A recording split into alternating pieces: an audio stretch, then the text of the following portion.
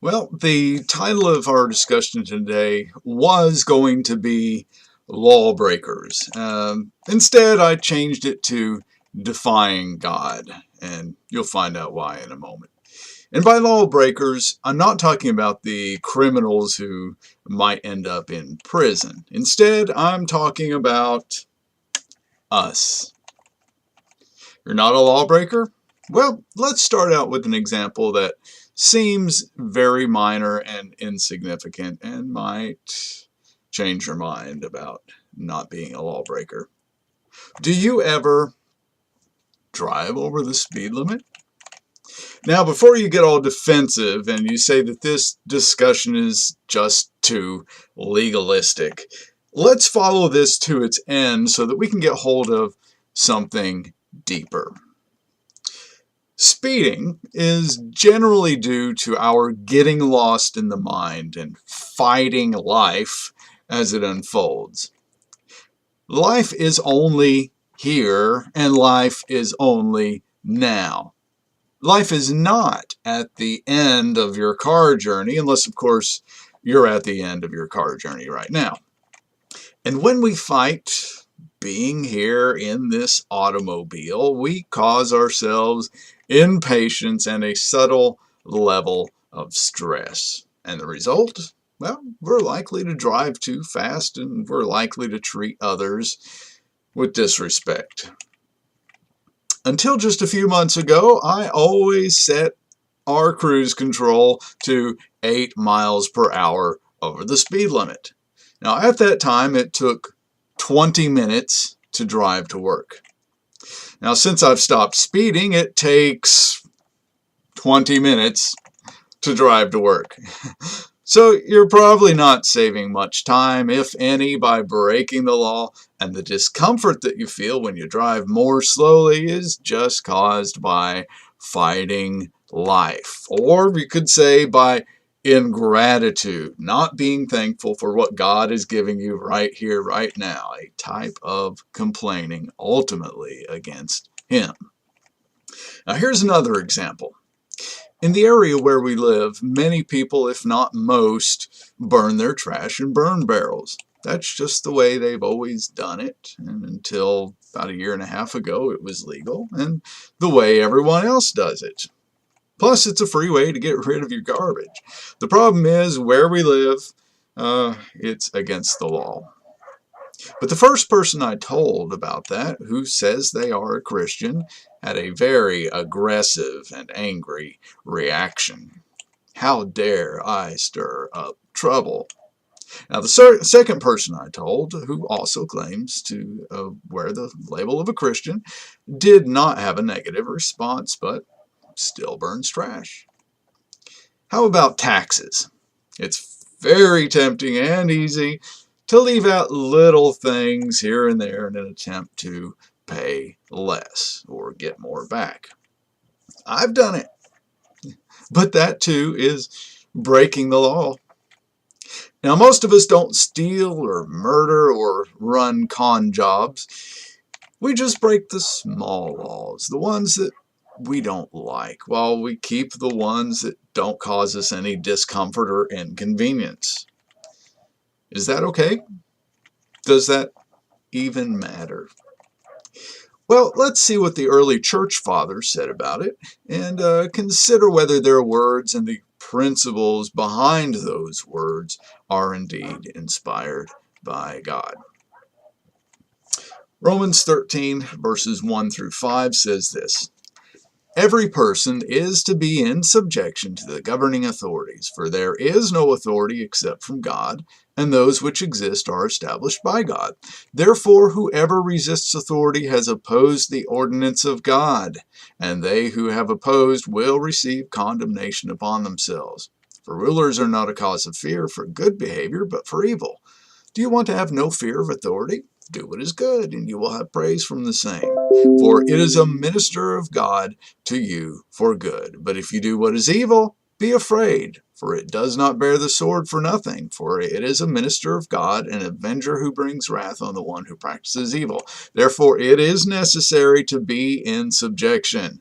not only because of wrath, but also for conscience sake. So here, Paul makes the assertion that if we defy the authorities by breaking the law, we are defying God. Is it okay to defy God if we are rebelling against Him only in small things? Or if we are obeying Him in most things, the things that are easy for us to obey, the things with which we agree, and we're disobeying Him only in the areas in which we do not want to obey for whatever reason? Well, in Luke 16:10, Jesus says this: "He who is faithful in a very little thing is faithful also in much, and he who is unrighteous in a very little thing is unrighteous also in much."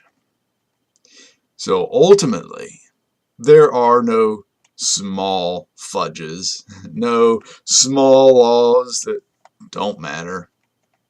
Not necessarily because of the laws themselves, but because of the inner condition which causes us to pick and choose in which areas we obey the authorities, and thus in which areas we obey God. In Matthew 25:23, Jesus was giving a parable, and he said this: "The servant's Lord said to him, 'Well done, good and faithful servant. You have been faithful over a few things. I will make you ruler over many things. Enter into the joy of your Lord.'" And here we see another principle. Obedience leads to promotion. And if we read on in that parable, we'll see that disobedience leads to destruction. The small stuff is important. The small stuff matters. When giving instructions concerning what to teach to the people, we read these words in Titus 3 and verse 1. "Remind them to be subject to rulers, to authorities, to be obedient, to be ready for every good deed." And then in 1 Peter 2, 13 through 17, we read this: "Submit yourselves for the Lord's sake to every human institution, whether to a king as the one in authority, or to governors as sent by him for the punishment of evildoers and the praise of those who do right. For such is the will of God, that by doing right you may silence the ignorance of foolish men. Act as free men, and do not use your freedom as a covering for evil, but use it as bondslaves of God. Honor all people, love the brotherhood, fear God, honor the king." So it does seem to be a consensus. To obey God, you must obey the law. And to break the law, no matter how small, is to rebel against God. Or you could say, knowingly breaking even small laws is defying God. Nothing's worth that. Not speeding, not burning trash, not paying less taxes by leaving stuff out. And you can probably come up with more examples that apply to you. And if you obey earthly authorities, when it suits you to do so, you will and do, or when you disobey earthly authorities, when it suits you to do so, you will and you do disobey God when it is more convenient or feeds your carnal desires to do so. So what's the point of this discussion today, besides the obvious? Obey the law, even if it is inconvenient to do so, and even if you really, really, really want to break it, or you think the law is silly or just shouldn't be. The only exception, of course, is when the law commands you to disobey God. For example, in communist China, women are ordered to murder their unborn children after the first two are born. Another example is the historical record of the men who refused to bow to an idol or who refused to stop praying. They were praised by God for breaking those laws. But be careful to not come up with a story about some law you don't want to keep by building on a Bible verse or two and adding your own interpretations to them. Instead, treat the authorities like you would treat God, because that's actually exactly what you're doing. And treat the law as the law of God. Both the big ones and the little ones. Both the ones you like and the ones you don't like. Both the ones that are easy and the ones that are inconvenient.